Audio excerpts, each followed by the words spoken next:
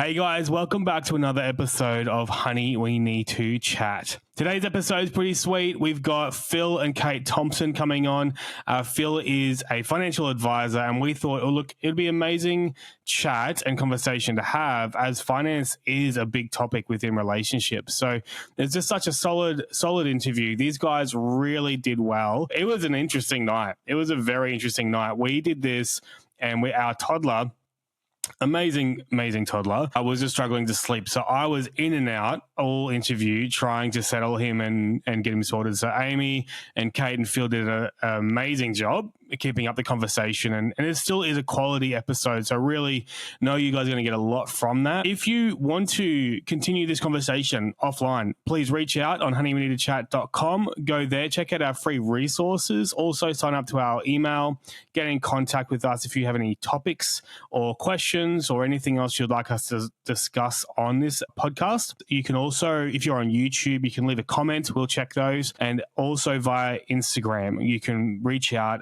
with any questions you might have or topics you would like us to discuss or explore. If you'd like to support us in any way, honestly, hitting that like, share, subscribe, all that jazz goes a huge way for us, especially since we're building up. We'd love to encourage you just to take 2 seconds just to go do that, subscribe and share it to one other person. Any episode that you've found helpful, it really does help us out, guys. But thank you so much, and I know you're going to enjoy this episode. Cheers, guys. Honey, we need to chat.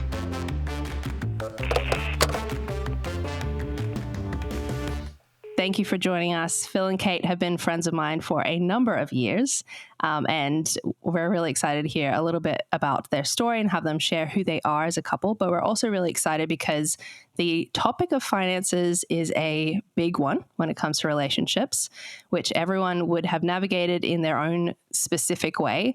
And today we're going to hear a little bit about how finances have played out for these guys, and specifically anything that they've learned along the way that would be valuable. Phil is a financial advisor. Is that how you would describe your role? He's a financial advisor. He actually has his own podcast, which is super interesting and informative, and has done a lot of work in this space. And so together they've navigated this, and we thought, hey, these guys would be really helpful for chatting to us and helping give us a little bit of insight into something that we definitely don't have insight into to share. So thank you for joining us for this conversation. And Kate is in the process of being published author, and I'm very excited to read her work when it comes out. So thank you for joining us. No worries. You buried a bit of important information. Yeah, our girls were your flower girls. I was going to say that. They were little pom-pom flower girl dresses. So cute. Yeah. So cute. And every time I see them now, which they're definitely not those little girls anymore, they're grown teenage-looking girls becoming their own selves. But they're very, very cute in the wedding photos. So. One of my favourite photos of me walking our youngest around the front yard, trying to entertain them and walking him around. That's one of my favourite photos. Yeah, that's which awesome. as like parents now to kids a little bit older than that now, but looking back at that day, I just am so grateful for your willingness to let them be a part of it, because getting our kids to participate in a wedding, it just seems like a nightmare right now with the lens we've got now. Do you remember how long your aisle was as well? So long. It was so long. Yeah. I was shocked that our girls made it. They did so well, and they walked up the aisle. They did so well. Not even a single thought other than, oh, they're so cute, went through my head of motherly instinct at all, because I just had none at that stage. So very glad that it worked out the way that it did. And we were sweating bullets going, please just make it. That's all we were so calm and collected, and they did really well. So anyway, if you ever peep any of our wedding photos and you see these little pom-pom girls walking around in this puffy little tulle dresses, they're very cute. So tell us about yourselves, tell us about you, your family, whatever you would like to say in that space. We have just celebrated 17 years of marriage. Wow. So that's been crazy. It feels like the numbers are creeping up. And we've got 3 beautiful girls, a 13-year-old, 11-year-old and almost 10-year-old. And it's lots of fun. They're great to be around. Yeah, we kind of keep plodding along, doing all the things we need to do. Yeah, we got married young, so we were 20 when we got married. and we collectively started with no money, and so that was a good way to start a relationship. Yeah. You mentioned that you started collectively with no money, and that's not surprising for 20-year-olds when they're getting married. But what has your journey concerning finances looked like to this point? Because obviously now with your work, Phil, that process has evolved over the years. Yeah, so I mean, as I said, we got married young. We collectively had no money. I think we joined together in the negative. I came into the marriage with a deficit, with debt. Yeah, A small loan I owed to my parents, and Kate had a little bit of savings, but so Not much. yeah, not much. And so, you know, at the start of our marriage and our career, we were just working, and we kind of saved up. We saved up really well at the start of our marriage, and we spent all that money on traveling. So we spent 8 months all up In total, yeah. yeah, like traveling. We went to Europe for 3 months and then came home with money left over. And so then we spent 5 months in Asia, and then came back, and within a year or two decided to start a family. You know, starting a family was super important. A lot of people, you know, in this day and age talk about wanting to buy a house or be financially stable. Well established first before having kids. But we kind of decided we wouldn't worry about that too much. We're kind of a fly by the seat of our pants kind of couple. Yep. I love that. And then I had a different career before financial advice, and then once we decided to start a family, I moved careers into financial advice. Long term, I wanted to run my own business one day, and in personal finance. So started working as a financial advisor, and then a few years later I took over a business, and I've had that business for 12 years. Yeah, so a long time now. That time has flown from my perspective. I'm sure it didn't in your end, growing it and building it. Yeah, both. Yeah, both. It's like parenting. It goes very quick and very slow all at the same time. Yeah, absolutely. So how was that journey of going from another career into finance? Did you already have the sort of like not similar knowledge, but going into finance, was that something that you'd already had experience in or interest in? No, I was a circus performer. Sick, before man. Before I went into financial advice. Wow. So, yeah. He has a podcast about the transition from Does he? A whole Awesome. Hey guys, it's a really quick break here. We just wanted to encourage you, if you want to support us in this podcast, please do all the things you always hear about. Like, share, subscribe. It actually goes a very, very long way in supporting us. This is the why that goes a long way. It's not just because, it makes us feel nice. All of the algorithms that we navigate all the time on the platforms that we use are driven by engagement. And so it's really easy to engage with something that you enjoy and not physically like it or share it or save it or comment or whatever it might be, or subscribe if it's a podcast platform or YouTube or something. Your algorithm works for you because it shows up for you because it knows you like that. But in terms of it boosting that out to other people that might enjoy it, unless it's seeing engagement, it doesn't boost up. So that is why people, whenever you're following creators and they're like, share, subscribe, that's why, because it's a physical note to the platforms that we're using that this is of value and that other people might enjoy it too. So if you're enjoying it, it only takes a second. We really appreciate those engagements because that's what's getting us in front of other people as well. Thanks, guys. So when you look back over what you've learned going through your journey, what is something that you, off the top of your head, would think that you wish couples just knew when it came to finance, or wish they could explore when it comes to the area of finance? I think the biggest thing for me is to work out how to get on the same page as quick as possible. Because that's, at the end of the day, approaching something, particularly like finances, as a team rather than pitted against each other, helps solve so many different problems. And it took us a while to kind of get to that place. We kind of swapped roles, I think, a couple of times between one of us being more kind of budget savvy and then the other. And once we got to a point where we could kind of both see this is what our goal is and this is the way we can do that, I think it's helped us a lot. And I think, consistently kind of talking about it, like even the start, a few months ago, we kind of sat down and talked about our kind of household budget and what it looked like. And And I don't do this very often, but I looked at what we spent the last financial year, because at work it's financial year and trying to get a bit more professional and look at budgets and all this. So I did it personally. And then we sat down and was like, okay, we need to make some adjustments and pull back on our spending. And so because I do a lot of that finance admin, life admin when it comes to finances, it was just a matter of like sitting down and talking about it and going, hey, this is kind of the way we're structured things, and just making sure Kate, over the last kind of few years, Kate's been a little less hands-on. Things have also gotten more complicated too as, business kind of expands. It becomes more complicated. It's more complicated. So even like just at the start of this financial year, kind of sitting down and just making it like as clear, because we've always been on the same page in terms of like we want to make sure we both understand what's happening and what's going on, but it just takes mental energy to always be on top of it all. So there's some of it's like, well, hey, I'll do it, I'll manage it, but when we need to make decisions, we try and make them together. We do make them together. We make big decisions, and Kate will lead some decisions in some areas of our finances, and I'll lead other decisions. And the other thing is like talking about other couples is just continue to be on the same page and never try and be like, oh, well, you got this, so I get this, and you spent this, and so therefore I need to spend this. So we've kind of never had that idea of kind of life's not fair. It's never needed to be fair between us. And making sure we're communicating what that looks like.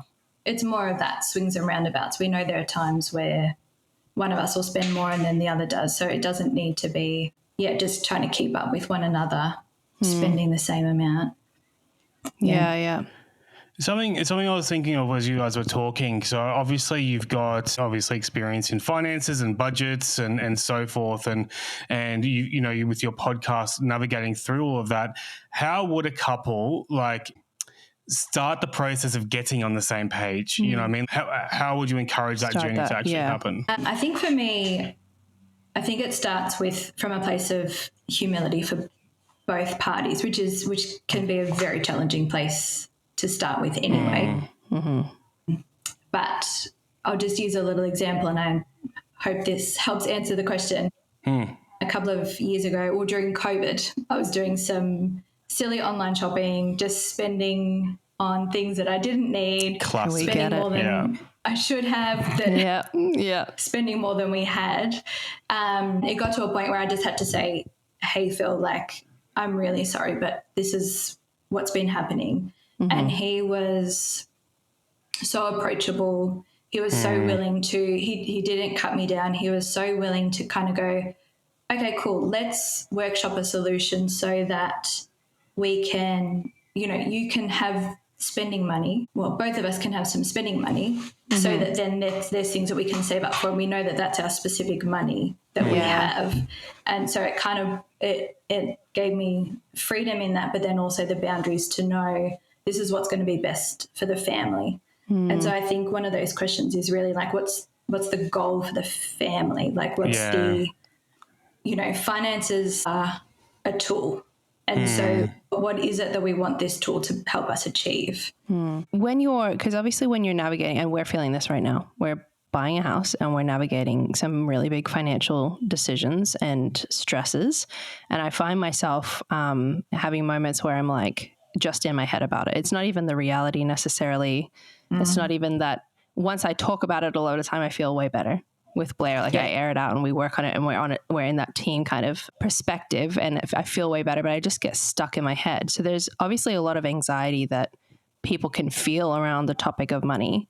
And in your journey, you talked about how when you started as a couple, you really didn't have much as a family, and then you ended up, adding your children into the situation. How have you navigated those times where it's just, from the outside perspective, it's a really stressful situation, and many people really do feel that? Yeah, so some of the things that we think about, we were fortunate we had no money. So some of the couple dynamics of if someone comes with more wealth or more financial security and then someone else doesn't, that can be hard to navigate as a couple joining together, that we just didn't. We had the luxury of no money.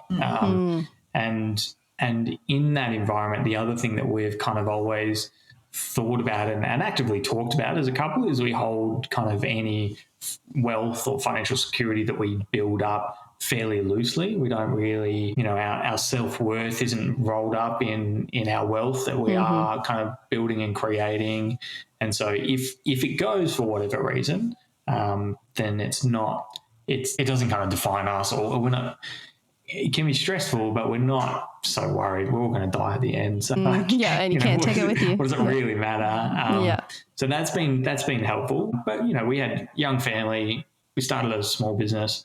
We weren't making much money. So that's stressful. I think we have, and Phil might disagree with me, but we have always been relatively budget conscious. I grew up with parents that were very frugal.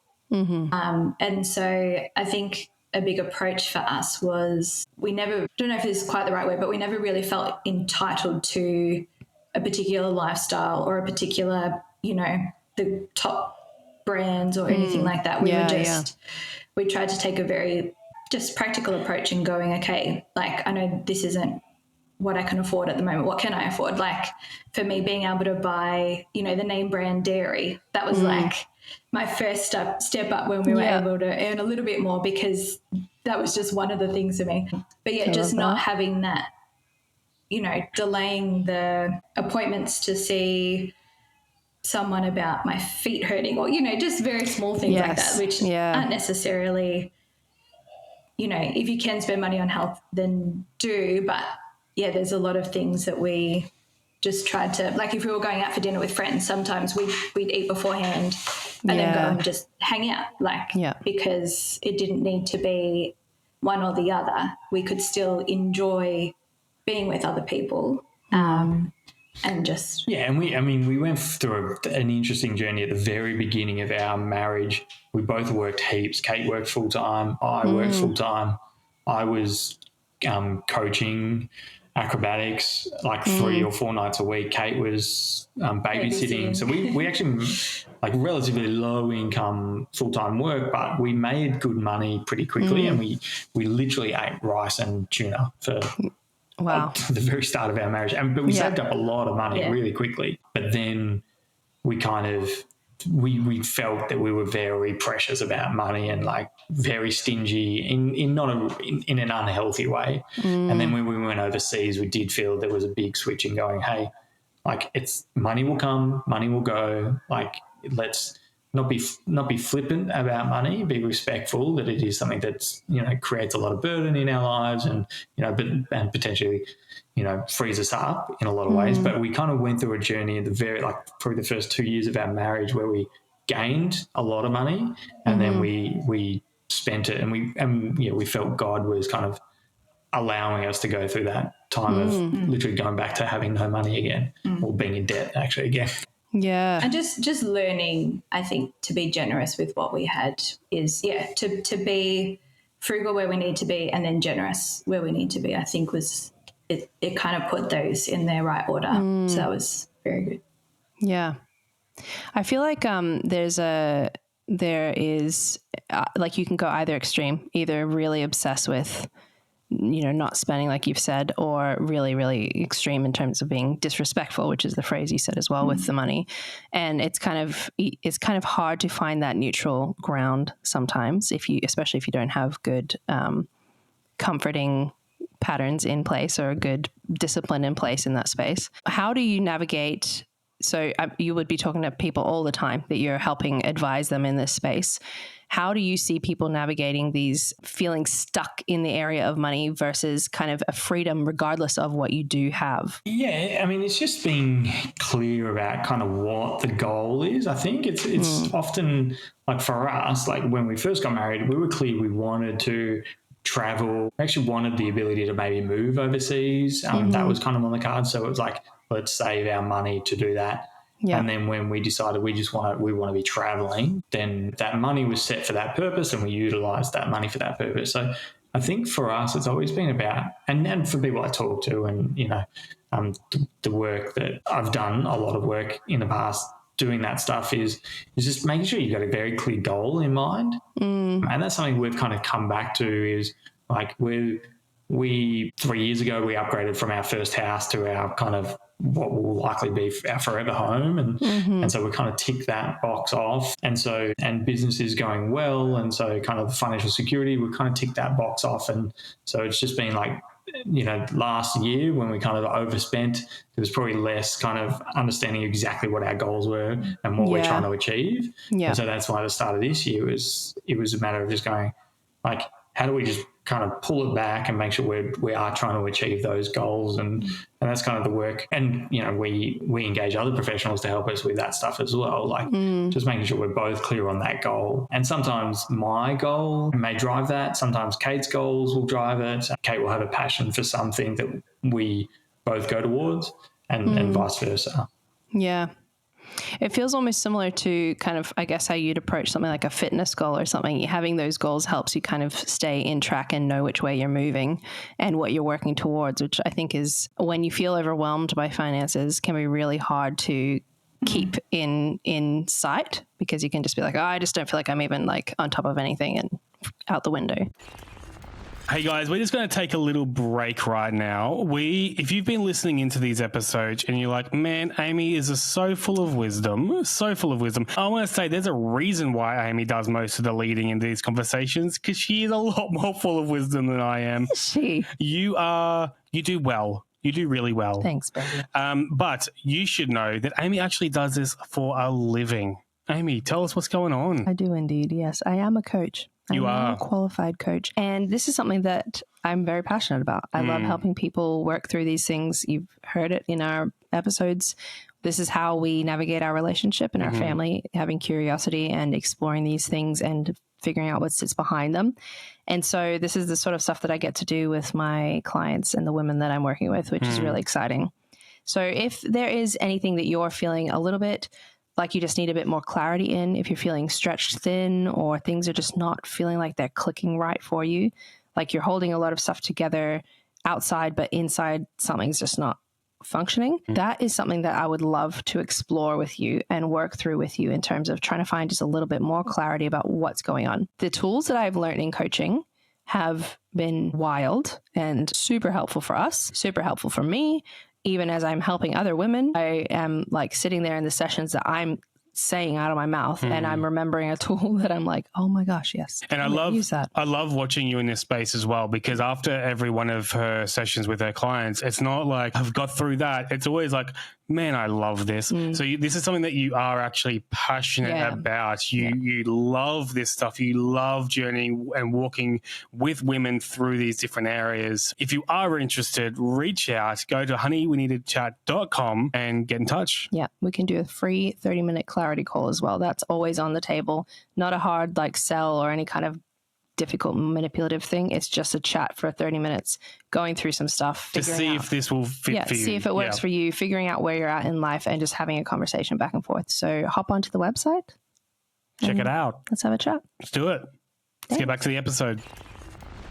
If you had, someone, if there was a couple that's listening to this and they're like, we really don't have our heads around this. We haven't navigated it really healthy before, but we want to get into the rhythm of putting some things in place. Would there be any tips that you'd have for them to just start? Yeah, I mean, I think the way we worked on it this year was, we'd had like different bank accounts for buckets of money in the past, but in the last 7 years, we kind of just had the one bank account. Money would come in, money would come out of that one bank account.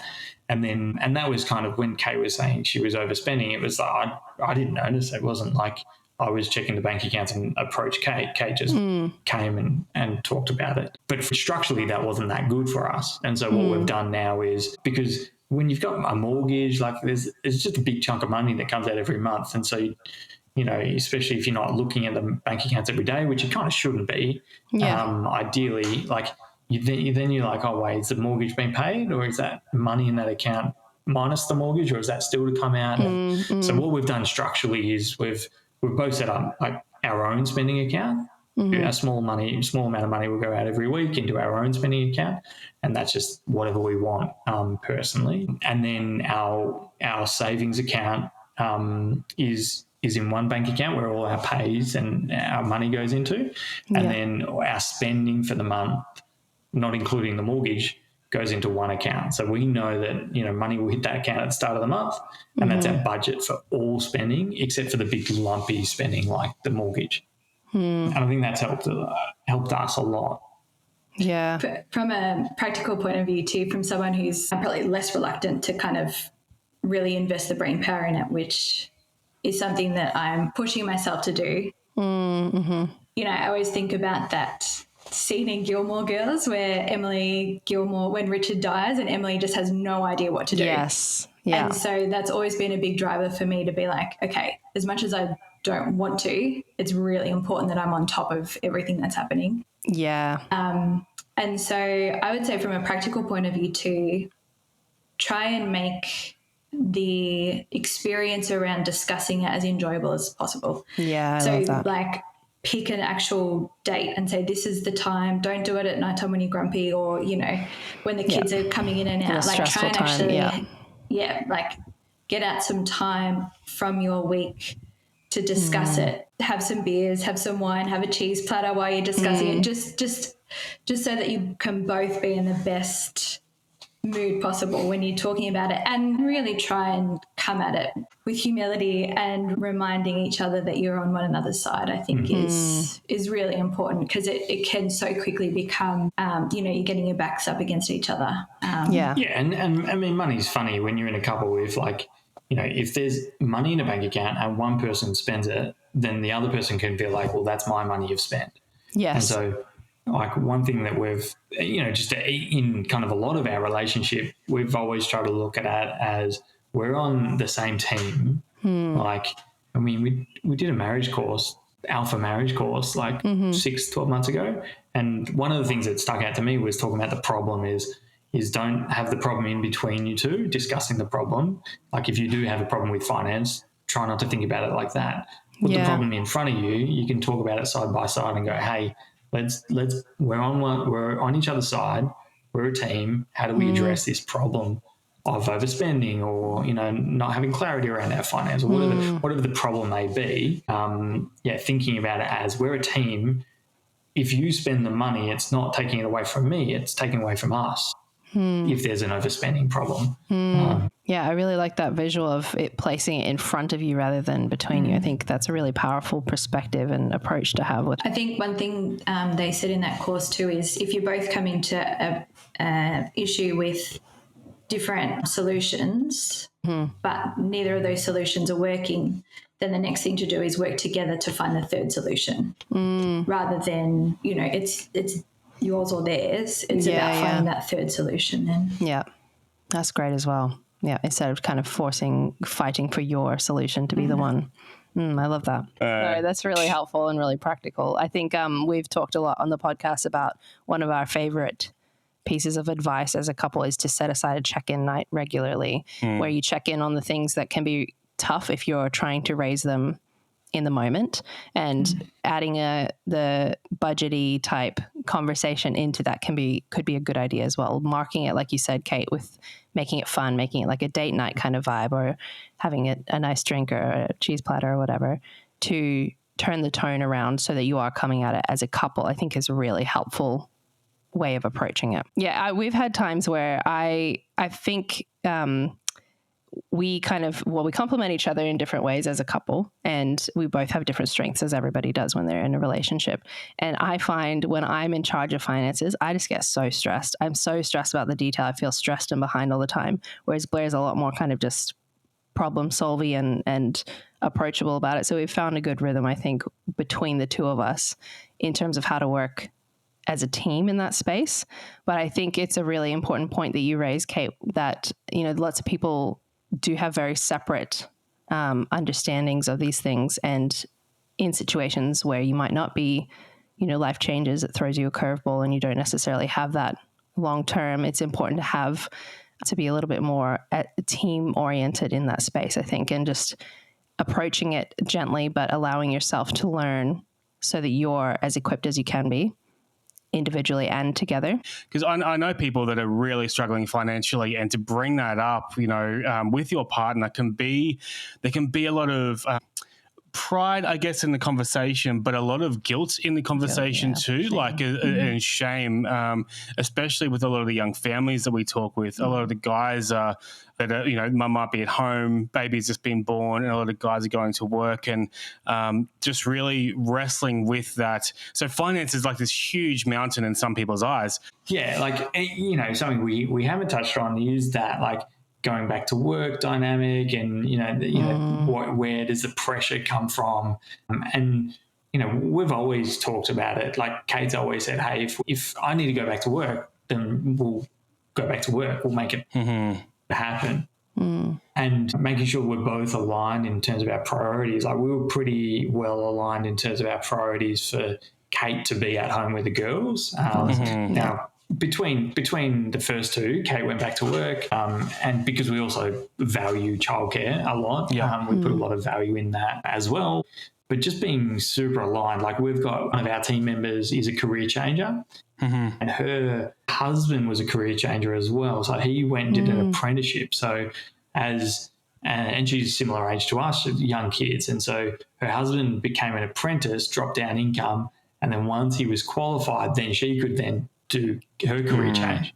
So it was kind of this just determining priorities of going, okay, yeah, you hate your job more, so you do the career change now, and I'm happy to keep going. And then, when it made sense for their household to do the second career change. Yeah, that's how they navigated it. But yeah, for us, it's been, from my point of view, it's kind of been, that career change was relatively easy because I came from no money. Arts is no money. So finance is more money than arts, basically. Even like the junior nothing job in finance is more than arts. So in terms of my journey, I had to study online.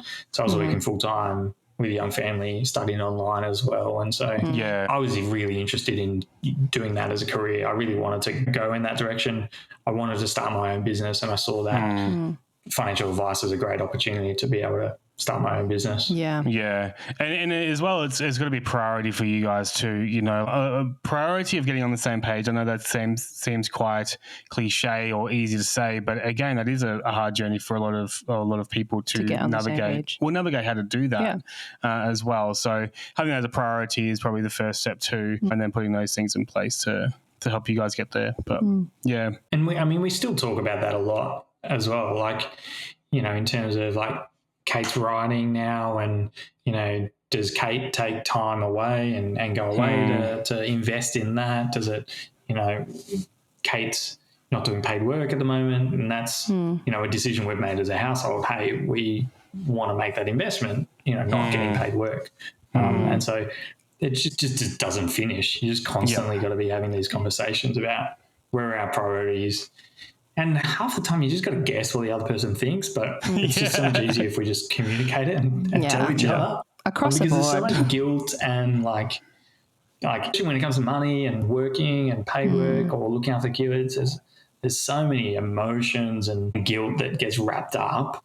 And like sometimes I can be frustrated. Historically, when our kids were younger and we weren't making money in the business, like I was getting frustrated and kind of, portraying that on Kate, and then Kate would kind of feel like, oh, am I the cause of that because I'm not doing paid work and we're investing in looking after our kids? And there's all of those kind of dynamics that we work through. And I think like going back to what you were saying originally too, Blair, with the like particularly because there was a long stretch where we weren't making much money, I was always really careful, particularly as the wife, and correct me if I'm wrong, I don't think I did, but just to not put it on Phil that you should be making more money or why aren't we making anything? Like I was always very cautious not to say anything like that. And then, to not say that meant that I actually had to not think that way. Yes, exactly. And so just trying to put the work in to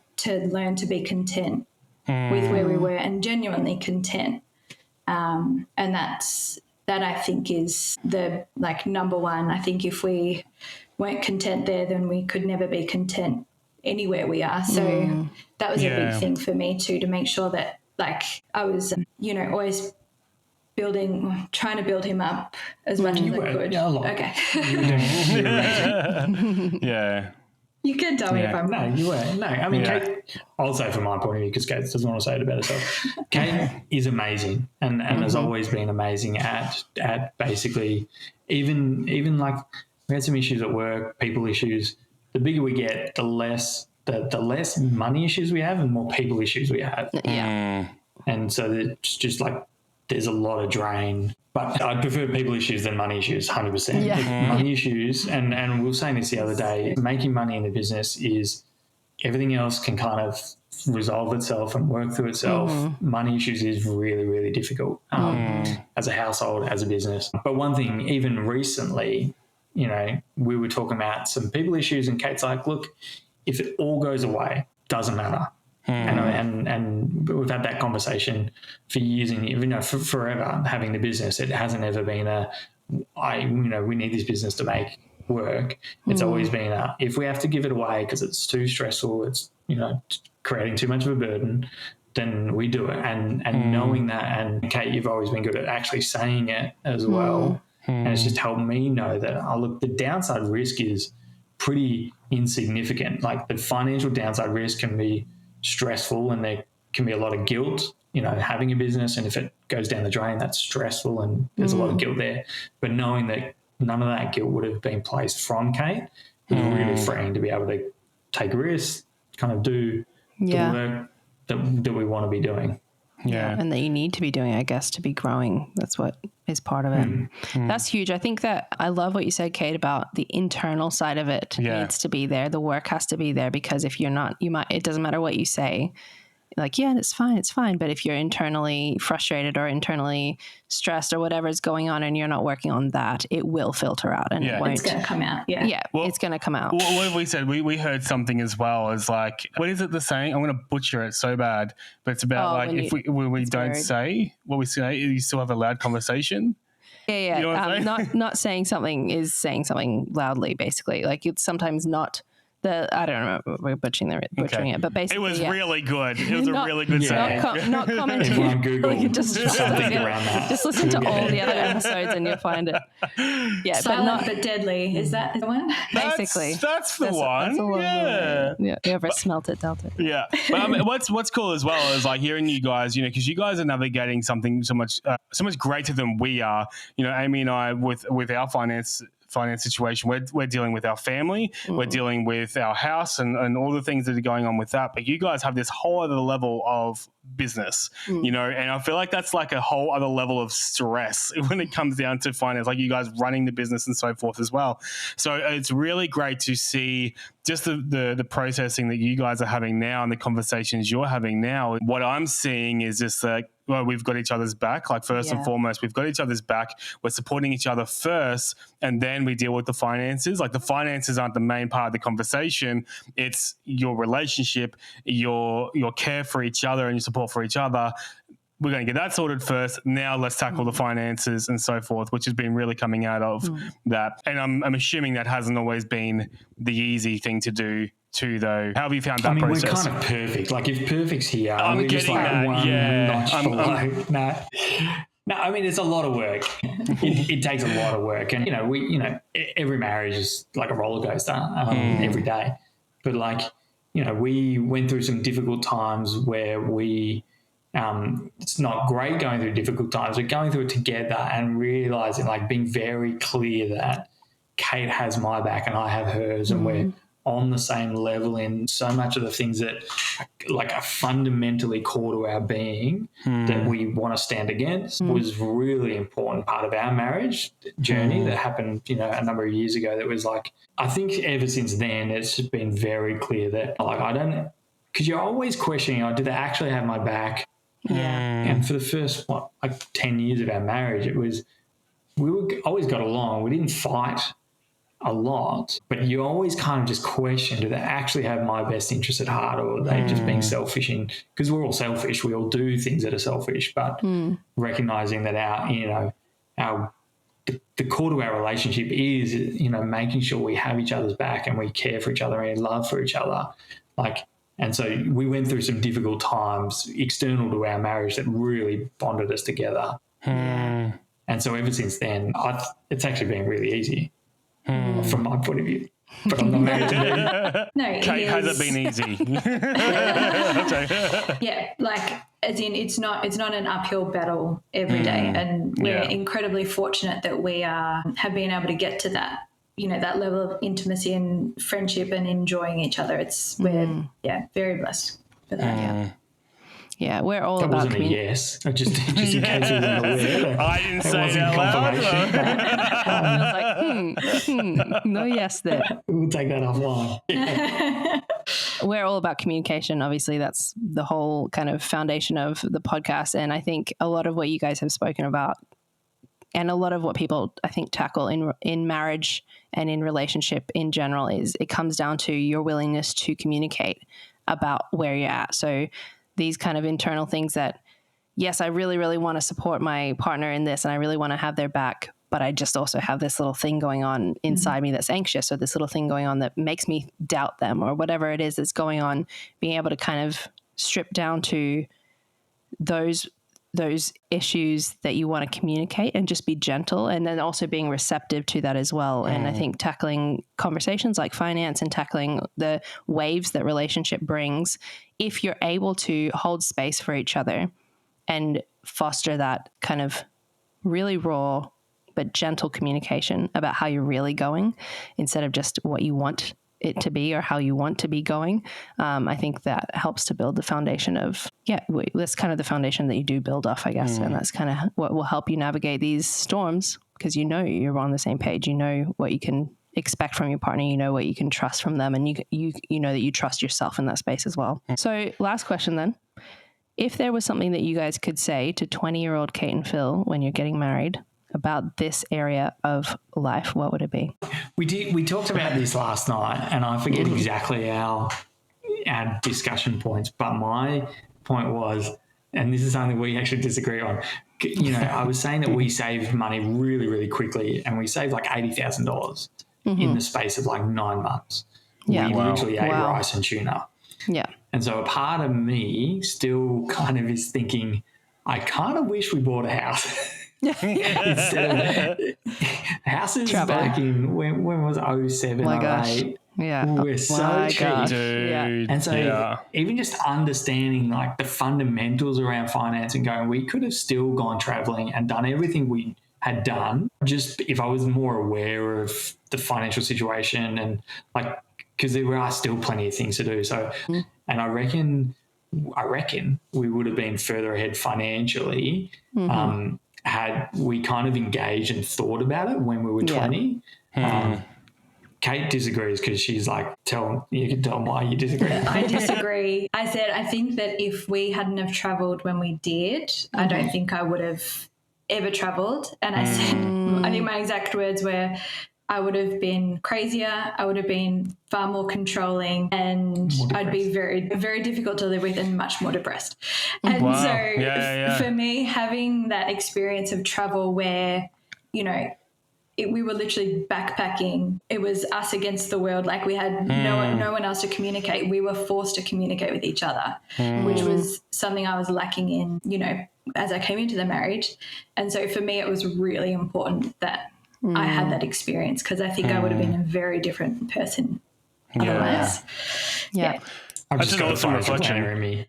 I understand like compound interest and the ability to buy a house in 08. Yeah. Oh, yes. Buying a house in 08 seems like, I don't know, sneezing or something. It's so different to buying one now. We actually resonate, I think, because we didn't buy when we could have, and we didn't actually know at the time that we could have. But now knowing what we know we could have, and every now and then I'm like, man, I just wish we had. I wish we'd bought then. But we didn't do either. We didn't buy a house or travel. So But I guess what you said, Amy, is like we didn't know we could have.